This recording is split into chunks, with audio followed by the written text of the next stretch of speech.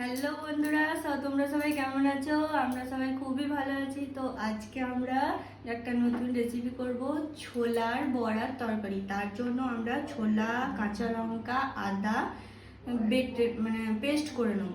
তো পেস্টটা করে নেওয়া হোক, তারপরে দেখানো হবে কীভাবে করা হচ্ছে। তো বন্ধুরা, পেস্টটা বানানো হয়ে গেছে। এর মধ্যে একটু জিরে গুঁড়ো দেওয়া আছে, একটু লবণ, একটু হলুদ আর একটু শাহি গরম মশলা দেওয়া হয়েছে। আর এর মধ্যে দিয়ে দেবো একটু পেঁয়াজ কুচি। তো আমরা বড়াটা ভেজে নেওয়া হোক। তো বন্ধুরা, কড়াইতে তেল দেওয়া হয়ে গেছে, তেলটাও গরম হয়ে এসেছে মনে হচ্ছে। এরপর আমরা একে একে বড়াগুলো তেলের মধ্যে দিয়ে দেবো।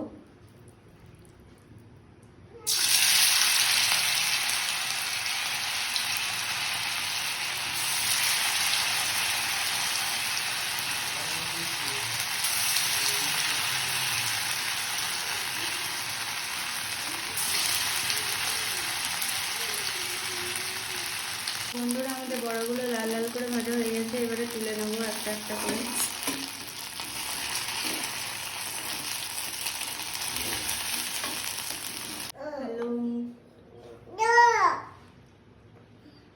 হ্যালো বন্ধুরা, তো আমাদের তরকারিটা রান্না করার জন্য কড়াইতে তেল দেওয়া হয়ে গেছে, তেল গরম হয়েছে। এরপর আমরা পেঁয়াজ দেবো, পেঁয়াজ আর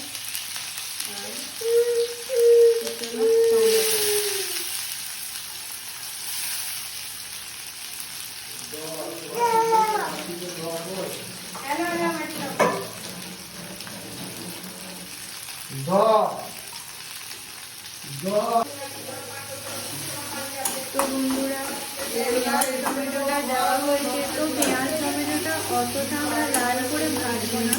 এরপর আমরা আদা, কাঁচা লঙ্কা, গোটা জিরে পেস্ট করেছিলাম, সেই পেস্টটা এবারে দিয়ে দেবো। এর মধ্যে কাশ্মীরি লঙ্কার গুঁড়োও একটু আছে আর ধনে গুঁড়োও একটু আছে, হলুদ গুঁড়ো দেওয়া আছে। এরপরে আমরা দিয়ে দেবো পেস্টটা। তো মশলাটার মধ্যে যতক্ষণ না তেল ছাড়ছে ততক্ষণ আমরা মশলাটা ভালো করে কষিয়ে নেব।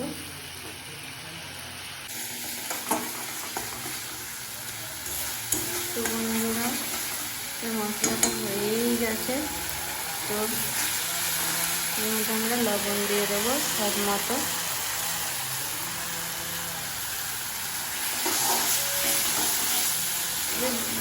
আমার আগে একটু লবণ দেওয়া আছে। এর মধ্যে সিদ্ধ করে রাখা আলুগুলো দিয়ে দেবো।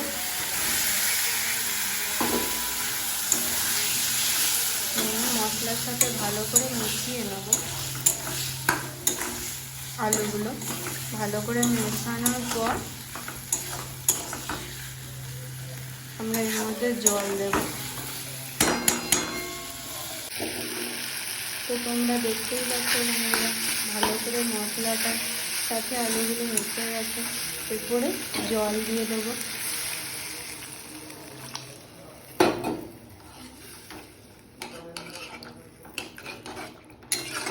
তরকারিটা একটু ফুটে এলে ভেজে রাখা বড়াগুলো এর মধ্যে দিয়ে দেবো।